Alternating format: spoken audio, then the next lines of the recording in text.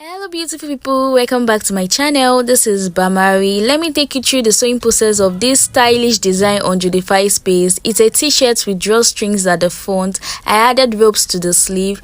It's easy and beginners friendly. Let's get right into the video. Thanks for watching.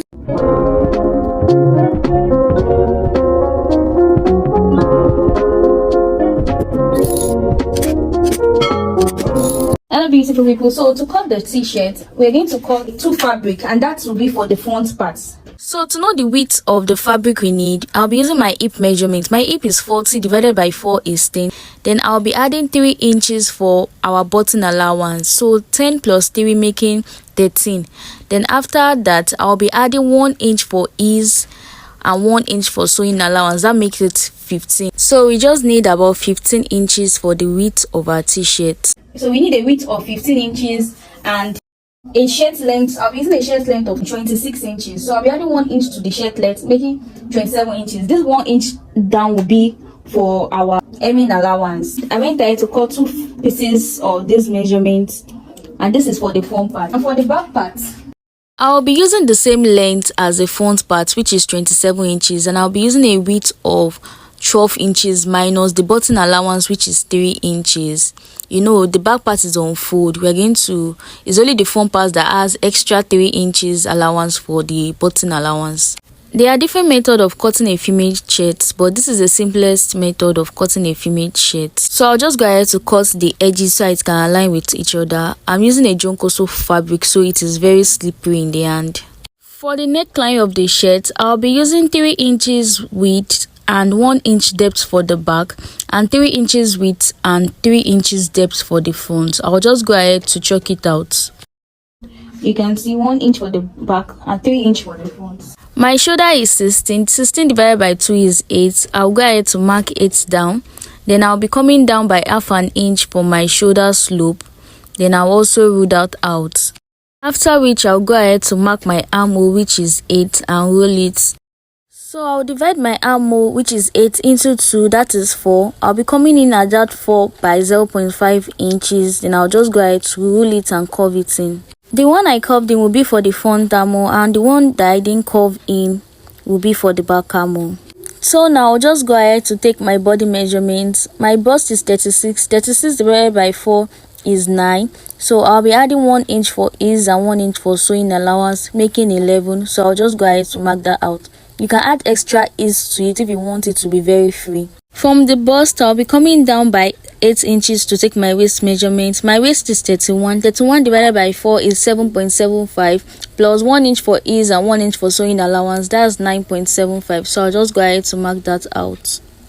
From my waist, I'll be coming down 8 inches to take my hip measurement. My hip is 40. 40 divided by 4 is 10. Then I'll be adding 1 inch for ease and 1 inch for sewing allowance, making 12. So I'll go ahead to mark the 12 down there. I'll just go ahead to use my rulers to connect the lines together. That is all about the shirt. I just added 1 inch for ease and 1 inch for sewing allowance. If you like, you can add more ease to your shirt. So I'll just go ahead to cut it out now.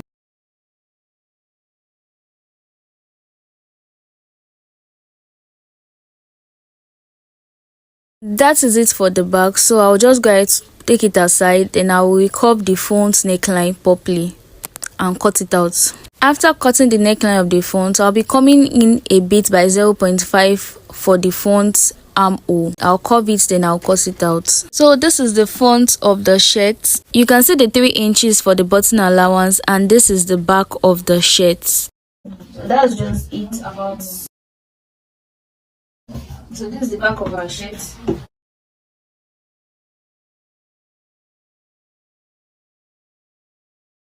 You can see this is the front of our shirt, and this is the back. This is the way it is looking like. So this is the easiest method to cut a shirt. So this is my armhole. I'll be needing about 10 plus sewing allowance for my armhole. My armhole is 8, so I'll be adding like 2 inch for sewing allowance. But I'll be adding extra 1 inch because I'm going to be slitting this my armhole up. Then I'll be folding it inside. I just want to do a design to the armhole. That's just it. So, and around this side, I'm having 8.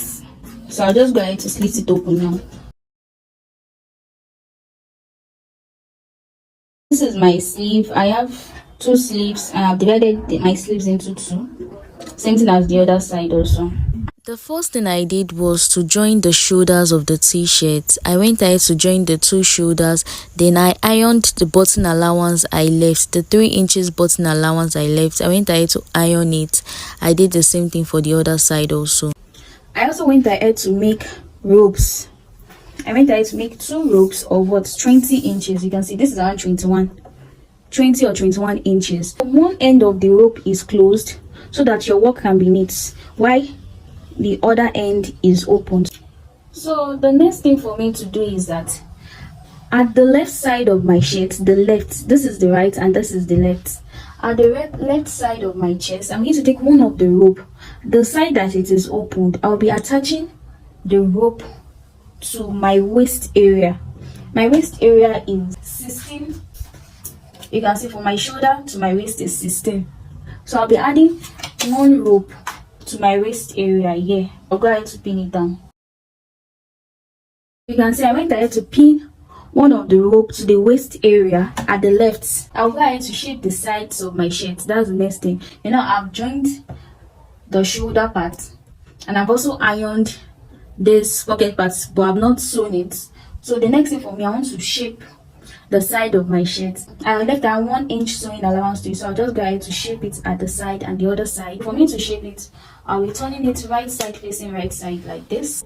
I'm going ahead to pin it down, so I want to shape the side. You know, the rope is at the left side of the shirt, so after sewing, we'll sew the left side down straight, while the right side will be coming up by 6 inches or 7 for the slit at the side. The right side will be having a slit, but the left side, I'll be closing the left side up. The left side is where the rope is being attached to, so the right side will be having a slit.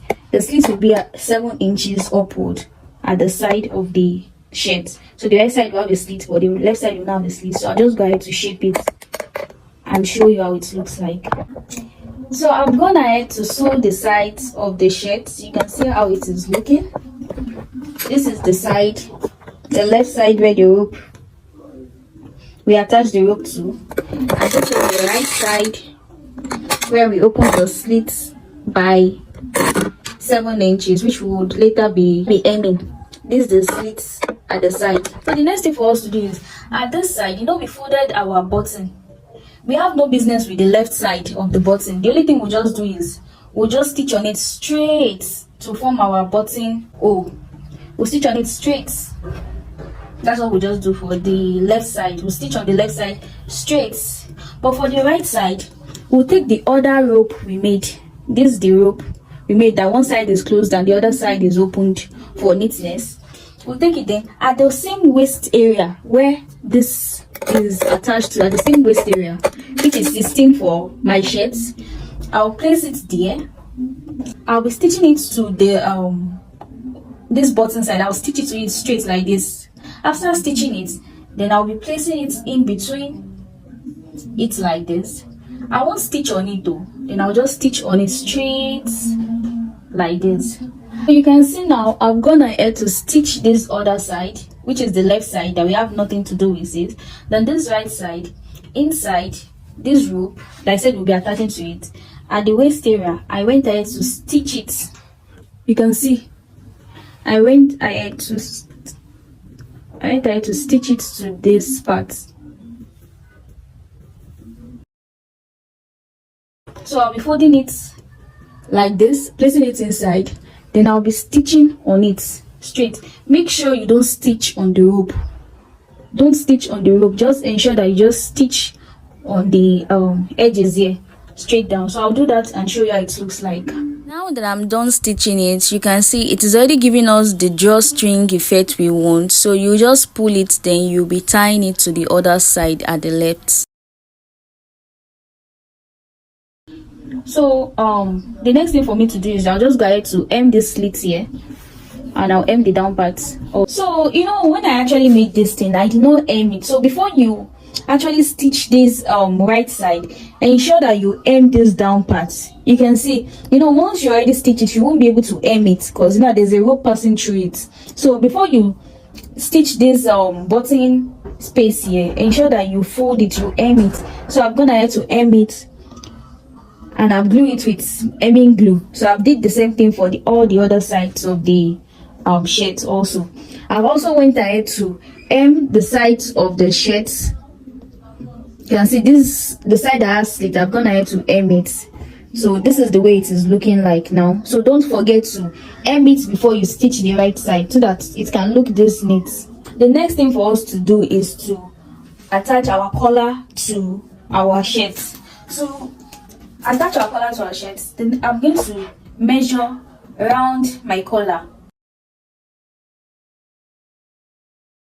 So I have 17 for my collar. I'll go ahead to cut to make a collar of 17 inches long. I went to make my collar off camera. I have a very detailed tutorial on my YouTube channel on how to make a shirt collar. I'll be dropping the link in the description below. I don't want to show the tutorial on how to make a collar in this video because it will make the video too long.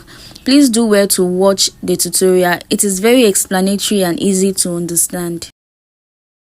See how beautiful and neat the collar is. The tutorial is very explanatory and detailed and very easy to understand, so please go and watch it. I'll go ahead to fix our collar to our shirt. I'll do that and show you how it looks like. So now that I'm done attaching the collar to it, I'll go ahead to cut the sleeve also.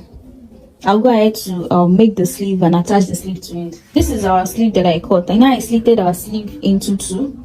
So me slitting it into two is because I just wanted to add a design to it. So this is the way our sleeve will be. I'll be closing it by 2 inch here. Then I'll be attaching this rope I made. I closed one end of it and I opened the other end. After attaching the ropes to each side of the sleeve, the rope is about 8 inches long. Then I'll be coming down from up there by 4 inch. In between the ropes is 2 inch. Same thing as the other side, 4 inch. In between the ropes is 2 inch. Then I'll be attaching 2 inches together. I'll go ahead to stitch it together like this. After closing it by 2 inch, you can see the way it's looking. Then I'll just go ahead to hem it inside like this. I'll fold it inside like this. This is how it is looking after I've hemmed it.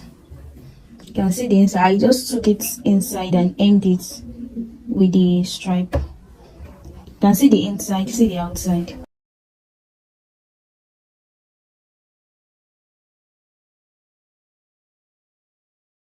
Then I'll go ahead to hem it with the 2 inches I left. Then I'll be shaping the sleeve.